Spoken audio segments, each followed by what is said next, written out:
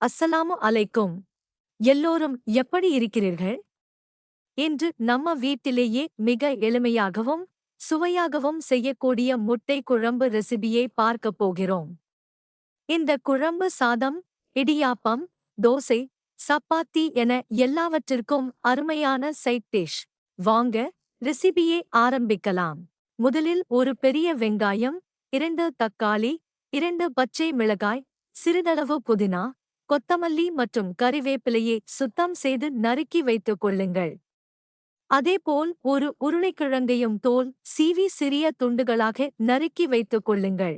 இப்போது அடுப்பை பற்ற வைத்து ஒரு கடாயை சூடாக்குங்கள். அதில் சிறிதளவு தேங்காய் எண்ணெய் ஊற்றுங்கள். எண்ணெய் சூடானதும் பட்டை, ஏலக்காய், கிராம்பு மற்றும் சோம்பு சேர்த்து நல்ல மணம் வரும் வரை தாளிக்கவும். அதன் பிறகு நறுக்கிய வெங்காயத்தை சேர்த்து லேசாக உப்பு தூவி பொன்னிறமாகும் வரை பொறுமையாக வதக்குங்கள். வெங்காயம் நன்றாக வதங்கினால் குழம்பின் சுவை இன்னும் அருமையாக இருக்கும். இப்போது இஞ்சி பூண்டு விழுதை சேர்த்து அதன் பச்சை வாசனை முழுவதும் போகும் வரை நன்றாக வதக்குங்கள்.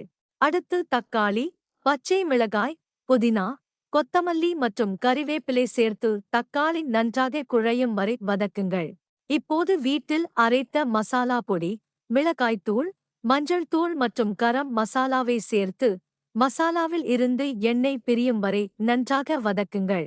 பிறகு நறுக்கிய உருளைக்கிழங்கை சேர்த்து மசாலாவுடன் சுமார் 3 நிமிடங்கள் நன்றாக கிளறி வதக்குங்கள். இதனால் உருளைக்கிழங்கில் மசாலா நன்றாக ஒட்டிக்கொள்ளும். இப்போது தேவையான அளவு உப்பு மற்றும் தண்ணீர் சேர்த்து உருளைக்கிழங்கு முழுமையாக வெந்து மசாலா நன்றாக கலந்து வரும் வரை கொதிக்க விடுங்கள். இதற்கிடையில் சிறிதளவு தேங்காயை அரைத்து வைத்துக் கொள்ளுங்கள்.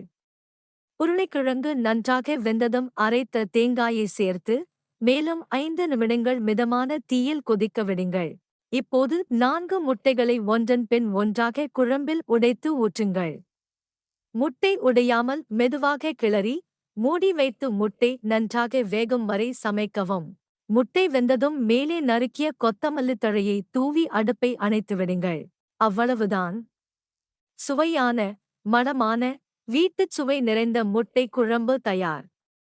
உங்கள் வீட்டிலும் இந்த ரெசிபியை செய்து பார்த்து எப்படி இருந்தது என்று கமெண்டில் கண்டிப்பாக சொல்லுங்கள். இந்த வீடியோ உங்களுக்கு பிடித்திருந்தால் ஒரு லைக் செய்யுங்கள். இன்னும் இதுபோன்ற எளிமையான மற்றும் சுவையான சமையல் வீடியோக்களுக்கு என் சேனலை சப்ஸ்கிரைப் செய்து பக்கத்தில் இருக்கும் பெல் ஐகானையும் அழுத்துங்கள். பார்த்ததற்கு மிக்க நன்றி. அடுத்த ரெசிபியில் மீண்டும் சந்திப்போம். அஸ்ஸலாமு அலைக்கும். அஸ்ஸலாமு அலைக்கும்.